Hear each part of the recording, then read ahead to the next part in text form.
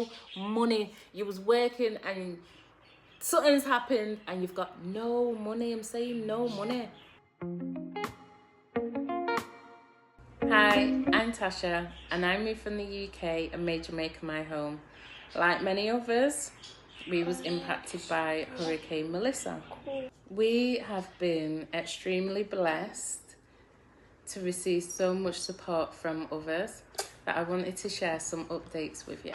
So many people reached out, which was absolutely amazing, through GoFundMe, through CFAA, Derek, family and friends. And with those reaching out, we was able to create some care packages and go around the community and hand them out.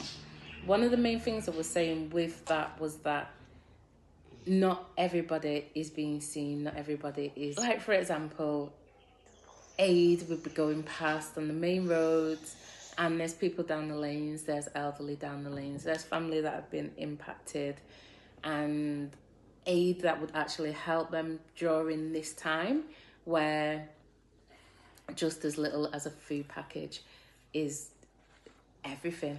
Just imagine losing everything. Like, how can I put it? So like with the hurricane, a lot of houses got damaged and stuff like that. But I was trying to say that it's not even just the house damage to say, oh, well, you've been hit by the hurricane. It affected crops, people that were farmers. It affected houses, yes. It affected people not being able to go work at that current time. So it had huge impacts in different ways. So, for example, being a farmer and your crops have all gone, how long is it going to take you to be able to rebuild? Let me just explain from my experience. So basically, we were planting crops and the hurricanes just literally just destroyed, and like the crops are no longer. So hurricanes gone, hurricanes passed, and them crops were nearly ready to reap. You haven't, that's your income that's coming in, and you haven't got it. So it's like, what's the next step? The next step would want it to be plant and start again, so you can you can get your income again, right? But how do you do that? And then I just want to, sorry, he wants to play with my phone, and I think it might be the best thing to do so that I can get on with exactly what I need to do without you seeing him popping up or getting the distraction. But this is just the reality of my life. Mother of 5, I'm gonna get one that's gonna bother me. I'm probably gonna get my husband come up and shouting something in a minute. So I'm trying to get this, trying to talk to you without with minimal distractions. Go in the room and play it here. So yeah. So what I was also saying is, so that was kind of like from a crop standpoint, because sometimes I feel like some people might think, right, okay, the hurricane's gone, it's gone, and you're still going on about it. But I can't express how this isn't just a thing that comes and goes and you get over it overnight. It's had a big impact on the country itself, but on the people. For example, school. The hurricanes come, some schools mash up, some schools not mashed up. My daughter's school was a shelter, so she wasn't in school for a good time. I didn't even go around to see some of the other schools, but I heard one of them was really mashed up, and that meant that the kids were off school for a long time. Still haven't been back to school, some of mine, because their school is wrecked. And for me, I was kind of glad that they wasn't going back to school. And when I got the alert to say, right, school's opening hopefully next week. I'm thinking, what? School's opening? School's gonna open and we don't have an income. School's gonna open and kids need snacks. School's gonna open, kids need lunch. They need to get there. So I'm thinking, all right, these kids have been bored, they've been at school long enough, but there's that worry. There's that worry. And it's like, I don't even know, it's like kids being bored or sending to school struggling, sending to school with not what you would normally send them to, and it becomes hard. Like I say, I think I've been very blessed with the support that I've received, so that when it was back to school time, yes, it's been a struggle. Yes, it's not the easiest, but we were doing it. But there's families out there that they don't have the support, don't have people they can look to. Do you know what I mean? So I feel like some people didn't even send their kids to school. Some would send their kids to school. It's hard, it's hard, it's hard, it's hard. What do you do? It's not where you're going to get free school meals. You've got to pay for your school meals. You're not getting free snacks. You've got to buy the snacks. Do you know what I mean? So it's a pressure. It's a pressure. And to be fair, it still is why you're trying to regenerate your income. So there's that. So when these food packages, and can you start giving out food packages? Yes, because these food packages help. And I can't even tell you how much. Just imagine you don't have an income, and I have to keep saying it. Just think, no money. You was working and something's happened and you've got no money. I'm saying no money. No money. And what you was doing to get your money isn't there right now. Do you understand? It's like, how do you navigate this? So there's the stress that you've got to deal with. There's the anxiety. What am I gonna do? Just overthinking. How can I? It gets a lot. So these care packages where you get food in it, and you can say, right, boy, I've got food. I can feed my family tonight. I can feed my family, and they'll say the belly's full and they're quite all right. So if I've got to fix back my roof, I've got a little bit of money to say, boy, let me fix back a little bit of the roof, or let me put that down to zinc, because I've not had to worry about providing a meal. So when I say these care packages are, they mean a lot. They actually really mean a lot. They mean a lot. I know you know wherever you are, and I'm going to say wherever because I feel like it is everywhere. Cost of living is not a joke. What I am saying is, I've been lucky to have support, and I've been able to go out into my community and help with food packages, with things that people will probably see as simple. And like I'm saying, this is a long-term thing. It's not overnight. It's not overnight. And what else can I say to you? Like Black River, I'm sure many of you have seen Black River now. I might even have to see if I've got any footage myself, but wrecked. And Black River is one of the nearest towns to us. So how many people have that worked there? They don't work there. Where's their job? Where's their job?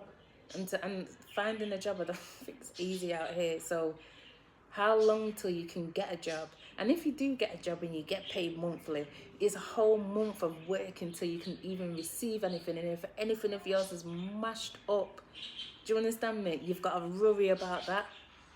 You've got to worry about that. It's mad because I feel like I've had a big distraction, and I feel like it is helping others. It comes with ease and I absolutely love it. Do you know what I mean? But there's still things where you probably see me, you know, and I'm smiling, and I'm always smiling, but I'm smiling and I do my thing and I'm giving back to the community. But there's parts of me that needs sorting out. Cooker got mashed up. That other cooker were actually cooking on the wood fire. But it's just one of them where you have to just keep moving and just pray. pray that your income comes in better so you can help yourself, because I tell you now, cooking on a wood cooker, as lovely, if I think just for me, I just try to see the beauty in things, and as beautiful as it is and as great as it is, because I love that kind of living, and I think it's amazing. It's like, I wouldn't mind just being able to cook on the cooker. When I go near the smoke, my eyes, I don't know how to cook on it. Like, I don't know how to cook on a high flame like that. I haven't got that skill. I don't have that skill to cook on it, but it works. So husband's doing most of the cooking because he's a little bit more used to it. But I just wouldn't mind cooking and having a nice cooked meal. Nice cooked meal. I just feel like I don't even know how I feel I've been eating lately, but it's all that. So it's as you see people smiling, some people's houses aren't wrecked, but they need that support and they're appreciative of that support. But anyway, I'm not gonna ramble too much because I think I am just gonna end up having you here for God knows how long. So with the donations, it didn't stop there, and I just think that is an absolute blessing. Like, God bless anybody who has supported this cause, who has reached out to me to help, who has sent prayers. They're just as valuable. So I thank everyone for their support. And like I say, when I say it hasn't stopped there, we had a young girl, Nevaeh, who did a fundraiser at her school in the UK. She said she wanted to raise money for the community. All right, just take it. Dad. How well did they do without an interruption? Right, so sorry, I was saying Nevaeh did a fundraiser at a school in the UK, and I think that's absolutely beautiful. Beautiful that the school supported this cause that she wanted to do. Friends and people in the school getting involved in the raffle and raising some money, and she did a brilliant job and donated towards our community. So she raised £308. We've done with that, I can't wait, I'm going to show you a bit more, but I am going to talk about it just a little bit. What we did do is we put some packages together for the youth, and in the package it had breakfast for the week. So it covered a child being able to eat in the morning for a week, and then we added little snacks, what they would probably like to eat. I do these bags, and when people donate money and say, right, okay, I want to help the community, I'm not given instructions most time on exactly how, what to do with it. So that's me taking my initiative to know, okay, the community needs this. So with her bag, why I provided a week's worth of breakfast for children is because it is important for them to start their day right, to be able to have a meal. Don't know what these families are going through, so at least they can start their day off right. So I ensured that I did that because, like I say, some parents don't have jobs. Some parents are still trying to fix things in their houses. So just, people probably think, well, breakfast, do you know what I mean? How much of it, but I can't express how much it helps. It helps tremendously. Like, not to think, okay, get up in the morning, what am I going to give them for breakfast? What are they going to eat? They've got their little package there where it's got their cereal, their oats, their butter, hot chocolate. Do you know what I mean? They can, that ease and that pressure comes off that parent for that little moment. So it helps. It really, really helps. So thank you, Nevaeh. Honestly, I can't. It melts my heart because I just think youth like that, and this is the generation needs to be more. I don't know where. I don't even want to get onto that topic, but when I see hearts like that, it touches my heart. Do you know what I mean? And I thank her, the community thanks her, and I think it's a beautiful thing that she's done. God bless her. At such a young age with that initiative is beautiful and amazing. So I can't wait to kind of show you a bit of the outreach that we did with that. One of my friends came along. She's from UK as well, living in Jamaica. She came along and on one of the days to hand out some to the children in the community. Returnee rack.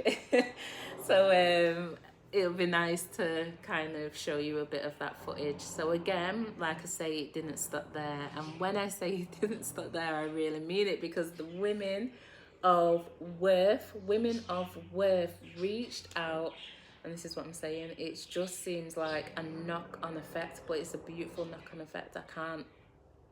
It's beautiful. So the women of Weve, they reached out, want to help the community, and they filled not even just filled a barrel, more than one barrel, but filled a barrel of items for elderly and people in need in the community. Women of Weve have donated items to put in the barrel, which is absolutely beautiful, amazing. Cannot wait to receive the barrel, to just put some more packages together and get them to those that need them. Women of Weve also donated towards the cause, so I'm going to get some additional items to help provide for the community. But I just think, like, the way they rallied together, the way the women in that group just got on with it and just really made sure they could make an impact, which they have, is really beautiful to see. And I'd love to see more initiatives like that, and like, it's beautiful.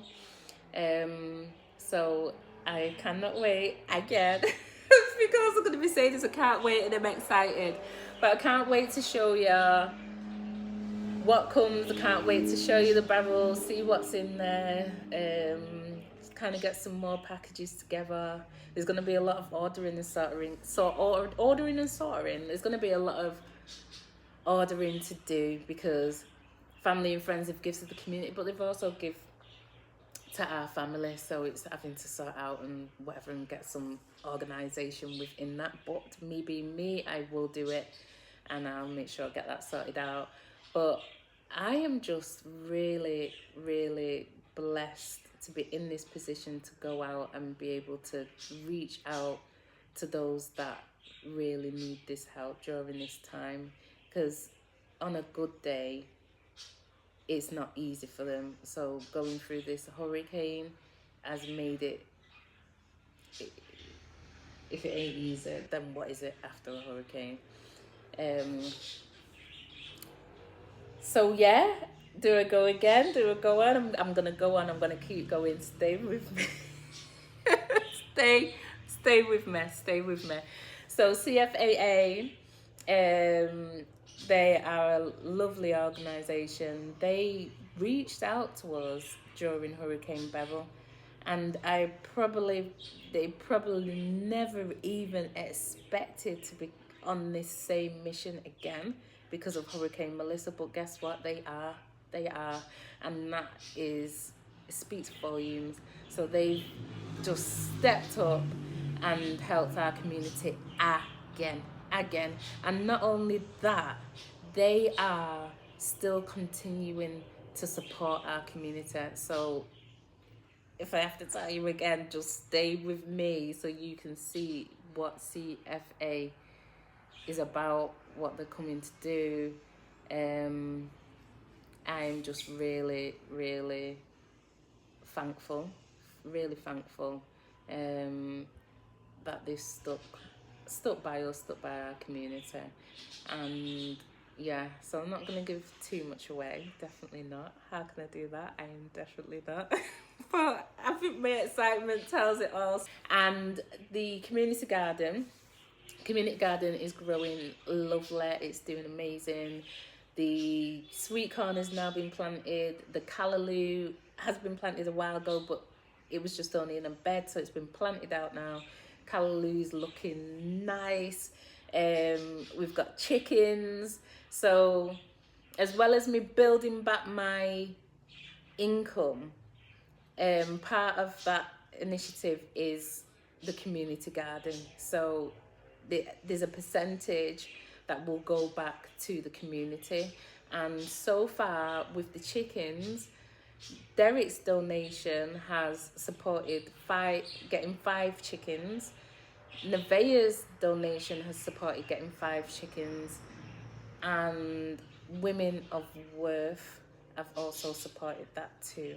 I'm going to fill you in a bit more about that. I told you, Women of Worth and CFFA and Nevaeh, I'm going to go in a bit more detail at another time. So I'm going to tell you more about that. But the chickens will be, what I plan to do is we have a local chef, and when the chickens are ready, what will happen is the chef will come, cook the chickens, the sweet corn and the side of callaloo. Like, come on, how amazing is that? Some of the callaloo and sweet corn will be sold. We'll be able to purchase some rice and put together some fresh food packages where we can go out and support the elderly and ensure that they're getting a nutritious, because I'm telling you now, when I say nutritious, it's nutritious, it's fresh.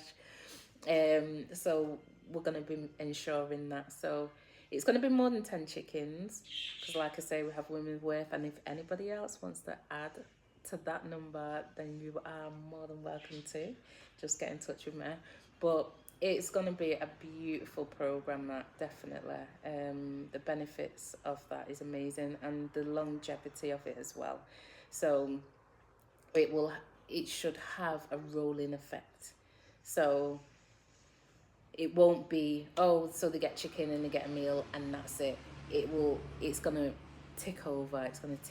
So from some of the callaloo that's being given, there's still going to be some that will be sold, so then we can regrow the callaloo so we can give out again. The chickens, the same process. The corn, the same process. If anyone wants to donate seeds, anyone wants the sweet corn or callaloo, happy to accept.